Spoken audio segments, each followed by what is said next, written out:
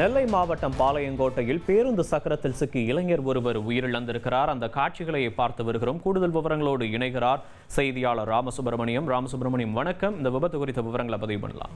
கட்டிட கூலி தொழிலாளியாக இருந்து வருகிறார் இவர். திருநெல்வேலி, தூத்துக்குடி உள்ளிட்ட பல்வேறு பகுதிகளில் அந்த கட்டிட பணிகள் மேற்கொள்வது வழக்கமாக வைத்திருக்கிறார். கடந்த சில நாட்களாக திருநெல்வேலி பகுதியில் அந்த கட்டிட பணி மேற்கொள்வதற்காக வந்து கொண்டு சென்று வருவதாக கூறப்படுகிறது.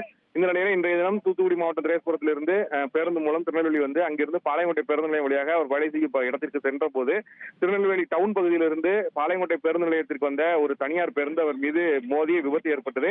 இதுல நிலைதிடுமாறி கீழே விழுந்த இசைமுத்து பேருந்தின் பின்சக்கரத்துல வந்து சிக்கிக் கொண்டார். சிக்கியதுல பேருந்தின் பின்சக்கரம் அவர் மீது ஏறி இறங்கியதுல சம்பவ இடத்திலேயே அவர் பலியானார். இந்த விவகாரம் தொடர்பாக பாளையங்கோட்டை போலீசாருக்கு தகவல் தெரிவிக்கப்பட்டது. மேலும் சம்பவ இடத்திற்கு நெல்லை மாநகர போக்குவரத்து புலனாய்வு பிரிவு போலீசாரும் வரவழைக்கப்பட்டு அவரது உடல் கைப்பற்றப்பட்டு நெல்லை அரசு மருத்துவக் கல்லூரி மருத்துவமனைக்கு கொண்டு செல்லப்பட்டு உடற்குறைவுக்காக வைக்கப்பட்டிருக்கிறது. இந்த விபத்து தொடர்பாக நெல்லை மாநகர போக்குவரத்து புலனாய்வு போலீசாரும் வழக்கு பதிவு செய்து விசாரணை மேற்கொண்டிருக்கிறார்கள். தற்போது இந்த பேருந்தையும் பறிமுதல் செய்து விசாரணையில் வந்து ஈடுபடுத்தப்பட்டிருக்கிறது.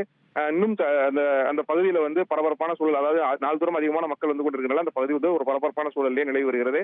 அந்த காட்சிகளும் விபத்து நடந்த சிசிடிவி காட்சிகளும் தற்போது சமூக வலைதளத்தில் வைரலாக பரவி வருகிறது. விவரங்களுக்கு நன்றி ராமசுந்தரம்.